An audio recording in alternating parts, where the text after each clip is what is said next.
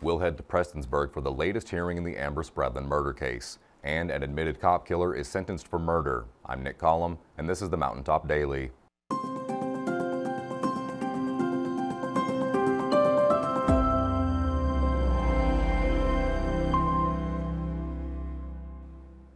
The defendants in the Amber Spradlin murder case were back in court today as attorneys and the judge discussed upcoming hearings, a trial date, and the possibility of moving the trial in order to find an impartial jury. Sheldon brings us the latest.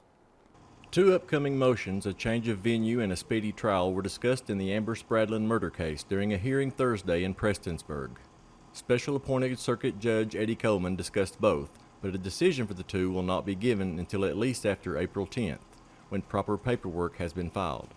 Coleman did say during court, however, that Pike County would be his first thought for a change of venue. We've talked a lot with the defense counsel going back when this case started. We're inclined to agree that maybe it shouldn't be in Boyd County, but based on the unique kind of publicity that's specific to this county.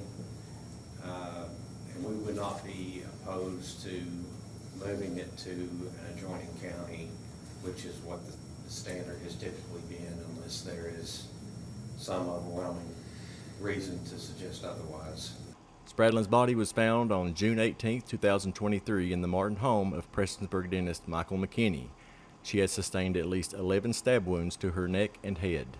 In October, a grand jury returned 3 indictments in the case. Michael McKinney, his son, Michael M.K. McKinney III, and family friend Josh Mullins were all charged with 8 counts of complicity to tamper with physical evidence. M.K. McKinney was additionally charged with Spradlin's murder.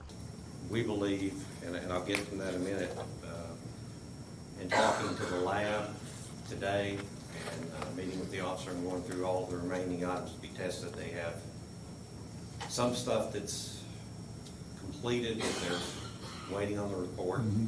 They have another group of items that have gone through serology, and then we'll go into DNA.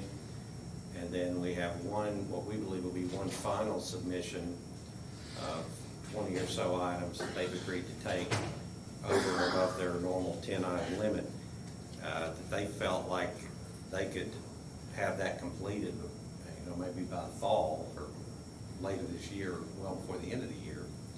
And of course, upon completion of that, depending on what's in it, I believe that everyone would have to have some time to digest that information and respond accordingly, because I would also assume that this case can be looking at multiple experts retained and experts that would be testifying in response to DNA results or other things that they can't form an opinion and make any kind of timely notice of without having it at least for, in hand for a few months. Turner said following the hearing he would prefer a venue in an adjoining county and a trial date sometime in late January or early February of next year. Reporting for Mountaintop News, I'm Sheldon Compton. Another high-profile murder case reached its conclusion today as the man who admitted killing a Big Stone Gap police officer appeared in court for sentencing. 36-year-old Michael Donovan White, originally of Cross, South Carolina, was sentenced Thursday in Wise County Circuit Court for the first-degree murder of Officer Michael Chandler. Early on the morning of November 13, 2021, Chandler responded to a call to conduct a welfare check at a known drug house on Orr Street.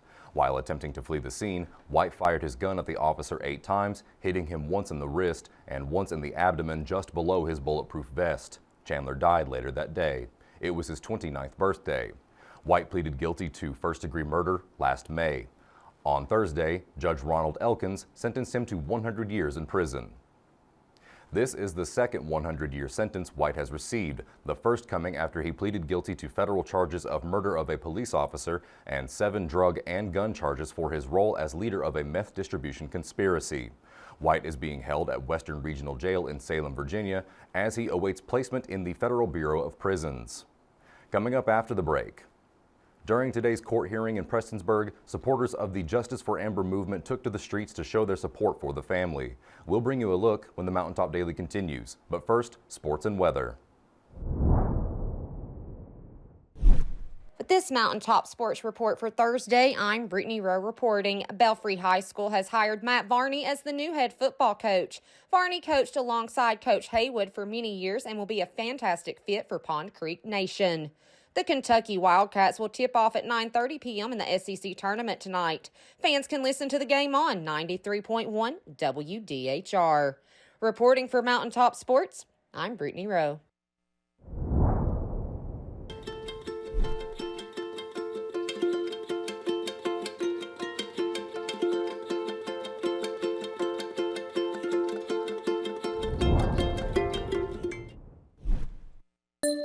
Hey, it's Kristen, Marketing Manager at Appalachian Wireless. I have some great news. Switching to the region's best network has never been easier. With nationwide portability, you can now bring your number to Appalachian Wireless and experience exceptional local customer service with coverage that keeps you connected. Switch to the carrier that puts you first at home or wherever you go. Make the switch today. Visit AppalachianWireless.com or stop by one of our retail or authorized dealer locations for more information. We are you. We are Appalachian Wireless.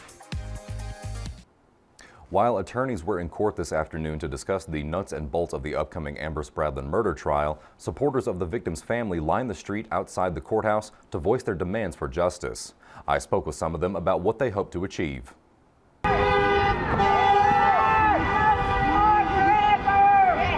Here outside the Floyd County Judicial Center in downtown Prestonsburg, protesters are making themselves heard to show support for the late Amber Spradlin. Although some are showing concern for matters discussed in today's hearing, the group continues to persevere. I spoke with one of the group's leaders to hear more. It's building every day. It's nothing to approve 100 within 2 or 3 hours. It's building like crazy. It has reached many states, most of the United States actually, the story has, by people inviting and sharing her story. And people like you all do an awesome job bringing it out. You can tell that out here on the streets right now. It's not afraid to blow the horn. They're all wanting the same thing as we are. We want justice for this girl.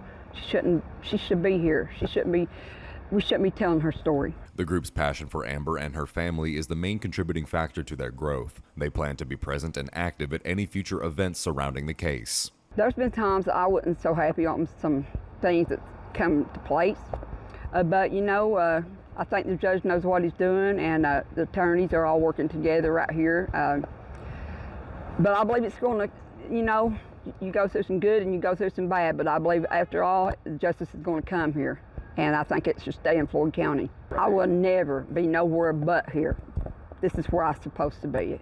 And I wouldn't go nowhere else. And this whole army is all back in Amber.